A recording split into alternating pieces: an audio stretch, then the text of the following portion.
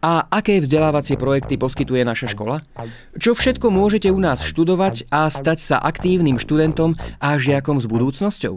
Poďme sa teda spoločne pozrieť, ktoré programy Stredná odborná škola poľnohospodárstva a služieb na vidieku ponúka.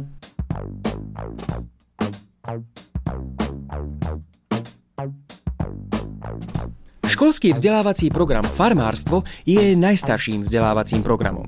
Študenti tu získavajú vedomosti a zručnosti z oblasti rastlinnej a živočíšnej výroby, poznávajú zákonitosti ochrany rastlín, mechanizácie. Je to novodobý pohľad na farmárčenie a zároveň na moderné poľnohospodárstvo. Zvlášť pre chlapcov je v tomto programe zaujímavé ovládanie strojového vybavenia fariem.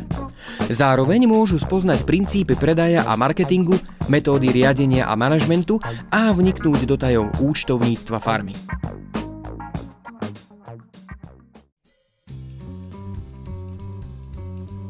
Vzdelávací program Poľnohospodársky manažment patrí v ponuke medzi mladšie programy.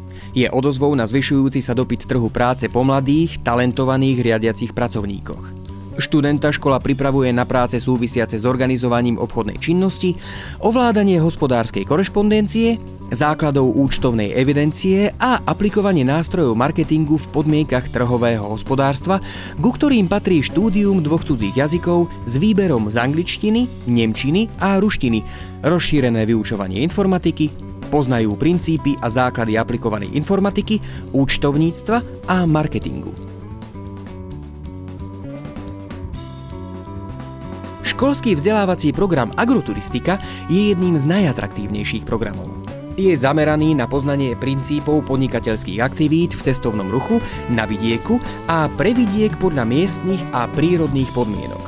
Žiaci tu majú možnosť naplno prejaviť svoje kreatívne myslenie, rozvíjať zmysel pre podnikanie a cit pre hľadanie novátorských prístupov v cestovnom ruchu.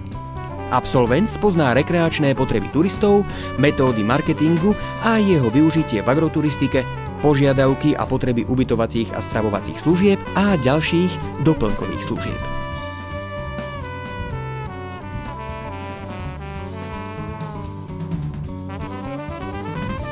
Úplne novým, experimentálne overovaným programom je bioenergetika.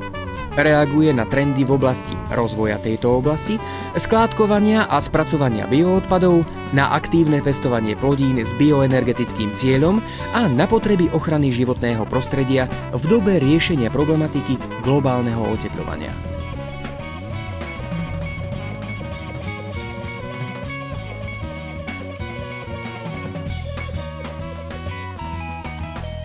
Piatym vzdelávacím programom je agrolesníctvo. Žiaci sa tu majú možnosť oboznámiť najmä s alternatívnymi plodinami, ktorým vďaka vývoju pravdepodobne patrí budúcnosť. Príkladom môžu byť plantáže rýchlo rastúcich drevín. Rovnako získajú poznatky o systémoch hospodárskeho využitia krajiny, ktoré kombinujú praktiky lesného hospodárstva a poľnohospodárstva.